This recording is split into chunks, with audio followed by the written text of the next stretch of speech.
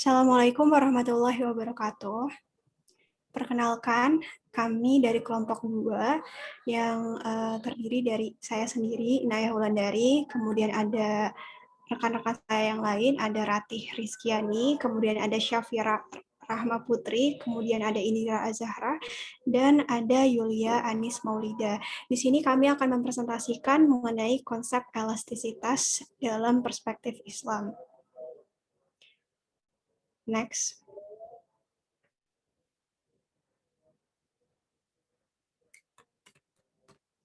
Selanjutnya di sini ada beberapa outline atau pembahasan yang akan kami paparkan nantinya. Yang pertama ada definisi elastisitas dan jenis elastisitas. Yang kedua ada faktor yang mempengaruhi elastisitas. Yang ketiga ada elastisitas permintaan. Yang keempat ada elastisitas dan total penerimaan. Dan yang kelima ada elastisitas penawaran. Next. Baiklah, untuk pertama kita akan membahas mengenai definisi elastisitas dan jenis elastisitas. Sebelumnya kita masih tahu terlebih dahulu apa sih itu elastisitas. Elastisitas, jika saya kutip dari salah satu buku diktat, elastisitas ini disebut sebagai suatu ukuran sensitivitas dari suatu variabel terhadap variabel lainnya, atau bisa juga didefinisikan sebagai persentase perubahan pada suatu variabel sebagai reaksi atas 1% perubahan lainnya. Atau simpelnya, elastisitas ini merupakan persentase perubahan variabel A terhadap perubahan dari variabel B. Jadi sebagai akibat dari adanya suatu perubahan, akhirnya mengakibatkan variabel A ini juga turut serta berubah.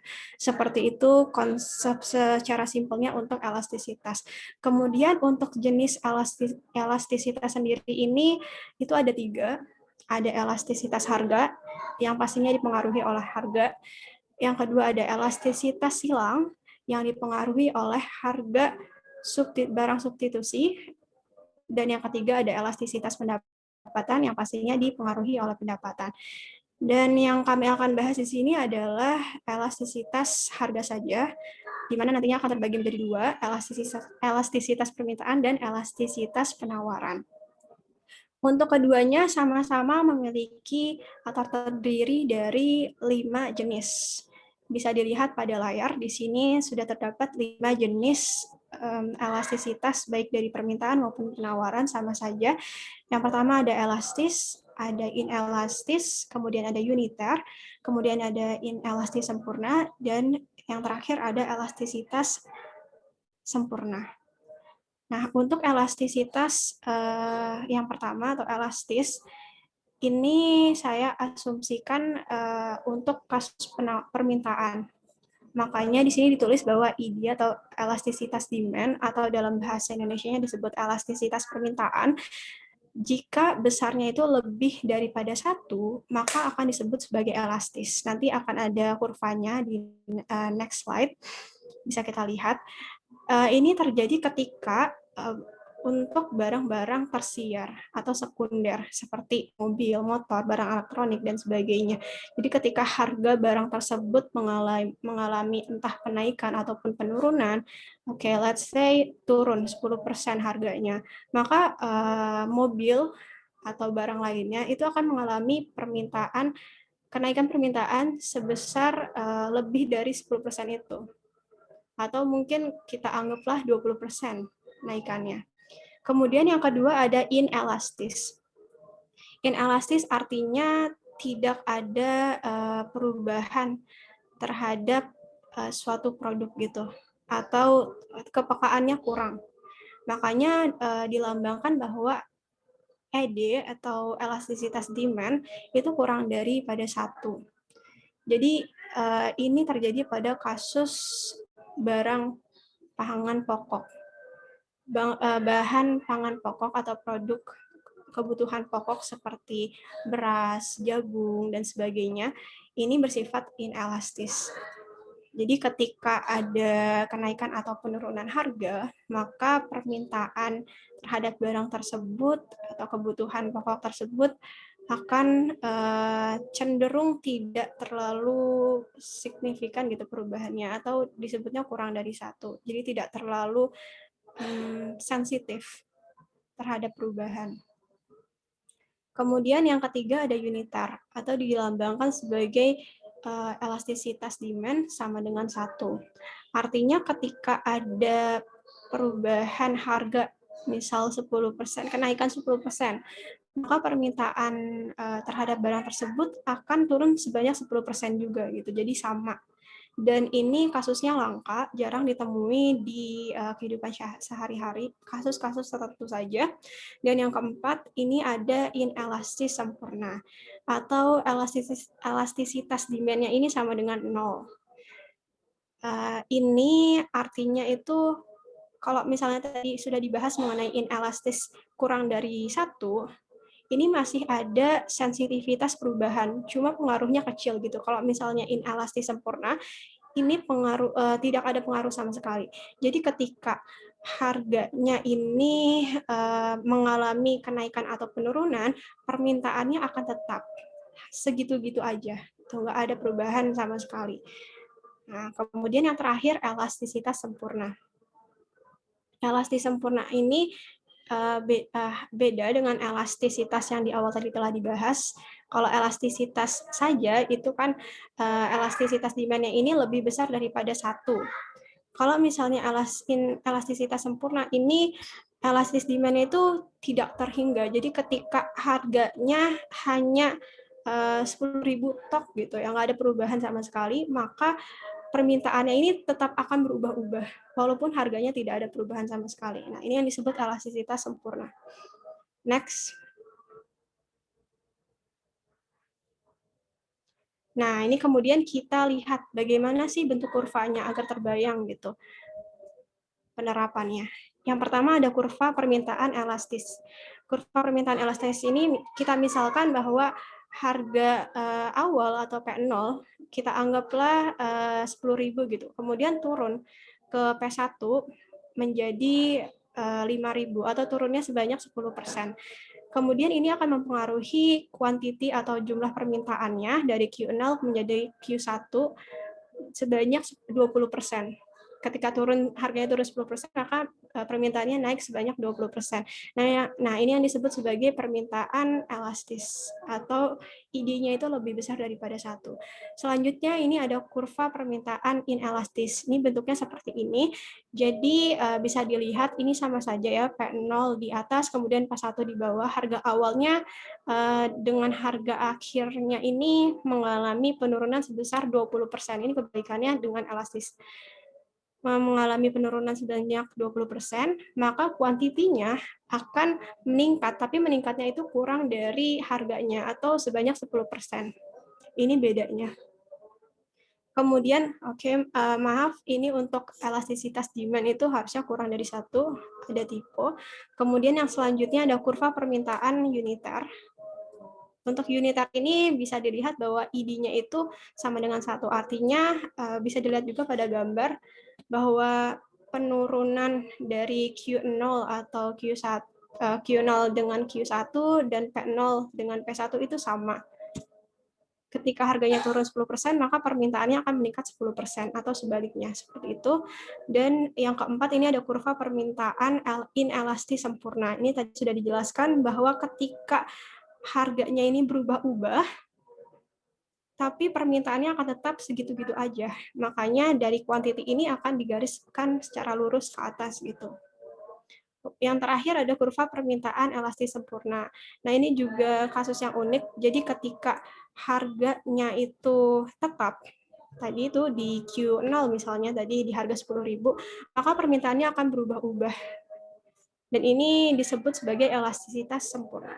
Oke, selanjutnya akan dijelaskan oleh rekan saya terlebih dahulu. Silakan.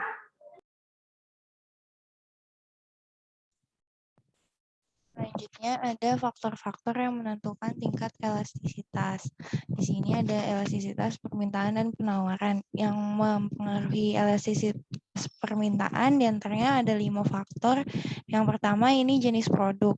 Jenis produk ini terbagi menjadi 2. Yang pertama barang mewah yang bersifat elastis atau kenaikan harga yang sedikit akan menyebabkan penurunan permintaan yang besar. Kemudian ada barang primer atau barang pokok yang inelastis atau harga tidak akan begitu mempengaruhi permintaan. Seperti contohnya tadi, bahan pangan pokok beras itu walaupun harganya naik dan turun, permintaannya tidak akan ikut fluktuatif. Selanjutnya ada ketersediaan barang pengganti atau barang substitusi. Ini semakin banyak barang pengganti, maka elastisitas harga permintaannya semakin besar pula. Contohnya ada beberapa merek sampo, maka jika salah satu merek sampo itu terjadi kenaikan harga, konsumen atau pelanggan akan memilih atau berpindah ke merek sampo yang lain karena ada barang penggantinya. Selanjutnya itu jumlah penggunaan barang. Semakin besar jumlah penggunaan barangnya, maka barang itu semakin elastisitas harga permintaannya. Nah, contohnya itu perbandingan antara kain dan baking powder, di mana kain ini kegunaannya sangat banyak seperti misalnya bisa menjadi bahan baku untuk pakaian, selimut, selanjutnya hordeng dan lain-lain. Sementara baking powder hanya bisa digunakan untuk memasak atau membuat makanan saja. Nah, oleh karena itu elastisitas kain lebih besar dibandingkan elastisitas baking powder. Selanjutnya, besarnya persentase pendapatan yang dibelanjakan. Itu maksudnya semakin besar persentase pendapatan yang dibelanjakan untuk suatu barang, maka permintaannya semakin elastis. Contohnya permintaan akan barang-barang elektronik seperti TV atau otomotif,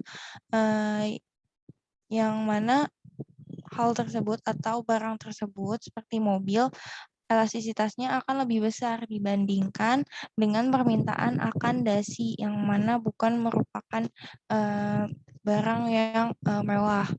Selanjutnya, itu jangka waktu analisa. Semakin lama waktu untuk mempertimbangkan, maka akan semakin tinggi elastisitas suatu barang. Nah, karena dalam jangka waktu yang singkat, itu permintaan bersifat tidak elastis sebab konsumen belum mengetahui apa saja perubahan yang ada di pasar. Sementara apabila dalam jangka waktu panjang, konsumen atau seseorang dapat memiliki informasi yang lebih luas atau lebih banyak tentang pasar. Selanjutnya ada faktor-faktor yang mempengaruhi atau menentukan tingkat elastisitas penawaran. Ini ada 3. Yang pertama jenis produk. Ini maksudnya misalnya seperti barang-barang di industri seperti rokok, tekstil, pakaian, atau beras. Nah, ini maksudnya semakin cepat produsen merespon perubahan harga yang terjadi, maka akan semakin elastis penawarannya. Apabila produsen kurang merespon, maka akan semakin inelastis seperti industri beras. Nah, selanjutnya ada sifat perubahan biaya produksi. Ini maksudnya penawaran akan bersifat inelastis apabila peningkatan penawaran hanya dapat dilakukan dengan mengeluarkan biaya produksi lagi yang sangat tinggi. Nah, apabila penawaran dapat ditambah dengan biaya yang rendah, maka penawaran ini bersifat elastis. Selanjutnya, tinggi rendahnya biaya yang dikeluarkan ini tergantung sama yang tadi sudah dijelaskan, itu tingkat penggunaan kapasitas perusahaan dalam menggunakan atau memaksimalkan faktor produksinya. Selanjutnya, jangka waktu. Nah, ini terbagi menjadi 3, jangka waktu yang amat singkat, yang pendek, dan yang panjang. Nah, masa yang sangat singkat ini produsen dianggap tidak dapat menambah penawaran, sehingga barangnya itu bersifat tidak elastis sempurna atau inelastis sempurna. Sedangkan jangka pendek ini perusahaan dapat menaikkan jumlah produksinya, namun kapasitas alat-alat produksinya atau faktor produksinya ini masih belum bisa ditambahkan. Oleh karena itu, dalam hal ini produsen akan menempuh cara untuk memaksimalkan faktor-faktor produksi dengan optimal dan lebih intensif. Selanjutnya, yang terakhir itu jangka waktu yang panjang. Ini sangat memungkinkan untuk menambah jumlah barang yang ditawarkan sehingga penawarannya bersifat elastis. Selanjutnya akan dipaparkan oleh rekan saya.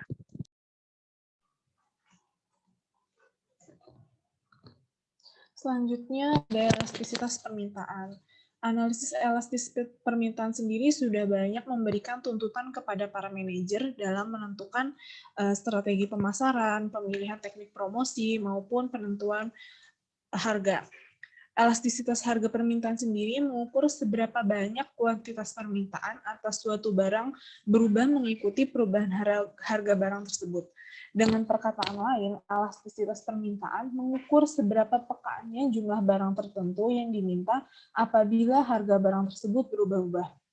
Elastisitas permintaan adalah pengembangan suatu pengukuran kuantitatif yang menunjukkan sampai di mana besarnya pengaruh perubahan harga terhadap perubahan permintaan. Perubahan harga sendiri juga menimbulkan akibat yang berbeda terhadap jumlah penawaran. Karena hukum permintaannya sendiri mengatakan jika harga turun, maka permintaan akan naik, dan sebaliknya jika harga naik, maka permintaan akan turun. Ukuran untuk melihat kepekaan permintaan barang tersebut disebut dengan elastisitas. Jadi elastisitas sendiri merupakan suatu ukuran sensitivitas dari satu variabel terhadap variabel lainnya yang sudah dijelaskan oleh rekan saya sebelumnya.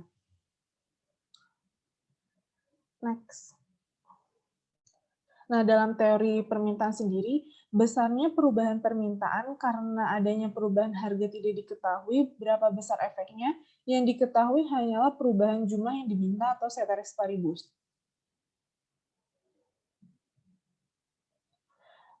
Para ekonom sendiri menghitung elastisitas harga permintaan dengan rumus yaitu perubahan presentasi jumlah permintaan dibagi perubahan presentasi harga. Di sebelahnya sudah ada contoh perhitungan elastisitas permintaan. Contohnya itu apabila peningkatan 10% harga es krim mengakibatkan jumlah es krim yang Anda beli itu turun sebanyak 20%. Maka dihitung menggunakan rumus di sebelahnya, yaitu 20% dibagi 10%, hasilnya adalah 2. Nah, dalam contoh ini elastisitasnya adalah 2, mencerminkan bahwa perubahan jumlah permintaan sebanding dengan 2 kali perubahan harga.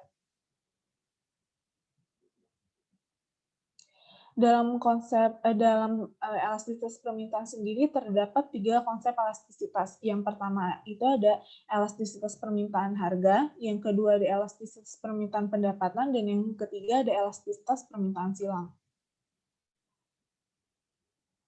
Elastisitas permintaan harga sendiri rumusnya adalah persenan perubahan dalam kuantitas dibagi persenan perubahan dalam price atau harga. Dapat disimbolkan seperti yang dapat dilihat pada layar. Contohnya, misalnya diketahui harga pertama itu sebesar 400 dan harga kedua itu sebesar 300, dengan kuantiti pertama itu ada 10.000 dan kuantiti kedua adalah 15.000. Yang ditanya berapakah besar koefisien elastisitasnya, yang didapat adalah minus 2 seperti yang terdapat di layar. Makna nilai tersebut adalah perubahan harga sebanyak 1% menimbulkan perubahan permintaan sebanyak 2%. Sebelumnya yang dilihat di layar itu kan nilai yang didapat merupakan negatif ya. Nilai negatif ini merupakan keadaan yang normal atau sering terjadi. Nilai negatif ini disebabkan karena harga dan jumlah barang yang diminta akan mengalami perubahan ke arah yang berbeda atau sebaliknya ya. Biasanya tanda negatif dalam perhitungan koefisien permintaan diabaikan.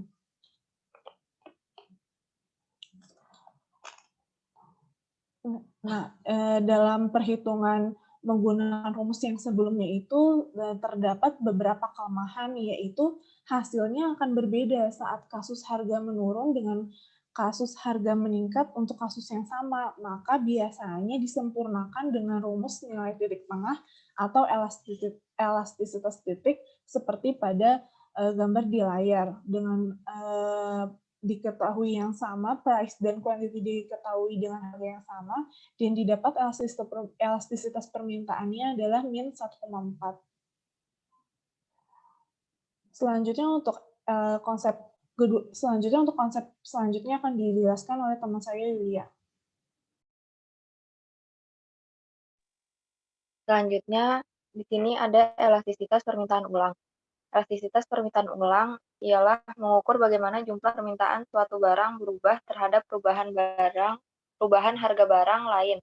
Perubahan harga salah satu produk bisa mempengaruhi permintaan produk lainnya.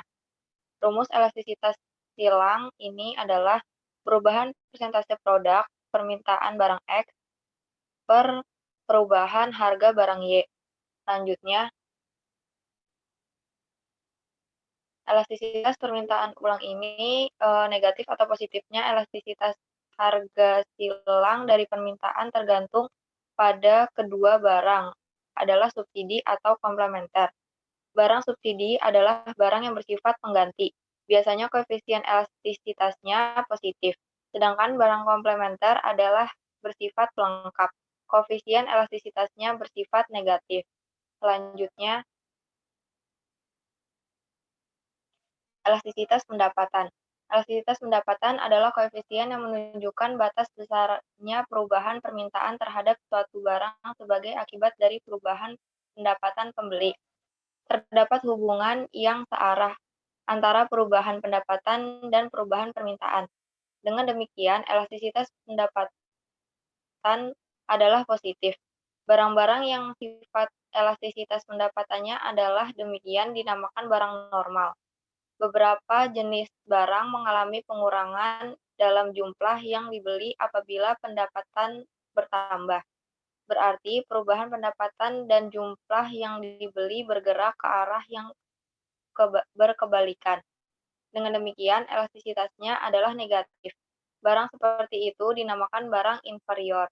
Rumusnya ini EI sama dengan persentase perubahan jumlah barang yang diminta per persentase perubahan pendapatan. Selanjutnya, elastisitas pendapatan. Elastisitas pendapatan dikatakan tidak elastis apabila koefisien elastisitasnya adalah kurang dari 1, yaitu apabila perubahan pendapatan menimbulkan perubahan yang kecil saja terhadap jumlah yang diminta. Elastisitas pendapatan dinamakan elastis apabila perubahan pendapatan menimbulkan pertambahan permintaan yang lebih besar daripada perubahan pendapatan.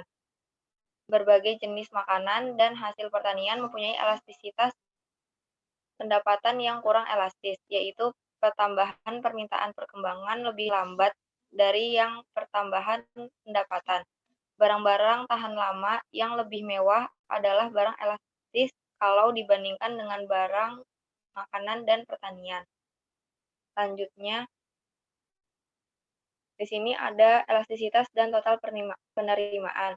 Di sini ada tabel yang menunjukkan harga dan kuantitas permintaan hipotesis dari peranti lunak, elastisitas harga, dan total penerimaan. Di sini ada rumus total penerimaan yaitu jumlah harga barang dikali jumlah barang. Untuk fungsi permintaan linier, IDX sama dengan 80 min 2PX. Nah, di sini dapat dilihat dalam tabel, ketika nilai absolut elastisitas kurang dari 1, yaitu dalam poin A dan poin D, maka kenaikan harga dapat menaikkan total penerimaan. Jadi harganya naik dan total penerimaannya naik. Sedangkan ketika nilai absolut dari elastisitas harga lebih besar dari 1, kenaikan harga ini menyebabkan total penerimaannya berkurang. Nah, dari tabel di atas ini, kombinasi harga kuantitas yang memaksimalkan total penerimaan dalam tabel adalah pada poin E, di mana elastisitas harga sama dengan 1, dengan harga peranti lunak 20, kemudian kuantitas 40, menghasilkan total penerimaan sebanyak 800. Selanjutnya akan dilanjutkan oleh rekan saya. Baik, berikutnya adalah elastisitas penawaran. Nah, apa sih elastisitas penawaran itu? Jadi, elastisitas penawaran itu adalah ukuran kuantitatif yang menunjukkan perubahan kuantitas penawaran suatu barang sebagai akibat dari perubahan harga. Nah, elastisitas penawaran ini dikatakan elastis itu terjadi apabila jumlah barang yang ditawarkan itu berubah banyak ketika harganya berubah. Namun, penawaran ini dikatakan inelastis terjadi apabila jumlah barang yang ditawarkan itu berubahnya hanya sedikit ketika harganya berubah. Nah, di sini ada koefisien elastisitas penawaran. Itu dapat dihitung dengan menggunakan rumus elastisitas penawaran sama dengan persentase perubahan jumlah barang yang ditawarkan dibagi dengan persentase perubahan harga. Nah, di sini ada jenis elastisitas penawaran, sama halnya dengan elastis permintaan, elastis penawaran itu juga terdapat 5 jenisnya. Nah, di mana yang pertama itu ada penawaran elastis sempurna. Penawaran elastis sempurna ini terjadi ketika price elastic of supply-nya itu sama dengan infinite. Maksudnya adalah kuantitasnya itu bisa berubah-ubah, namun harganya itu tetap. Nah, lalu yang kedua itu adalah penawaran elastis tidak sempurna. Penawaran elastis tidak sempurna ini terjadi ketika price elastic of supply-nya itu sama dengan 0. Artinya adalah ketika harganya ini berubah, tapi kuantitas penawarannya itu tetap. Nah, yang ketiga itu ada penawaran elastisitas uniter. Ini terjadi ketika price elastic of supply-nya itu sama dengan 1. Artinya adalah persentase perubahan kuantitasnya itu sama dengan persentase perubahan harga.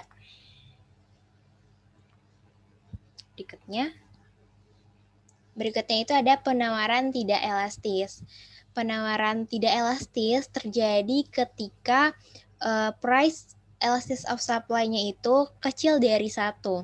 Artinya adalah kenaikan dari harganya itu lebih besar dibandingkan dengan kenaikan kuantitasnya. Yang terakhir ada penawaran elastis. Dikatakan elastis ketika price elastic supply-nya itu sama dengan 1. Artinya adalah persentase perubahan kuantitasnya sama dengan persentase perubahan harganya.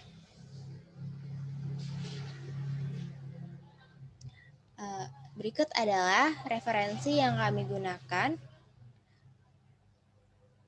Mungkin cukup sekian dari presentasi kami tentang konsep elastisitas. Kurang lebihnya kami mohon maaf.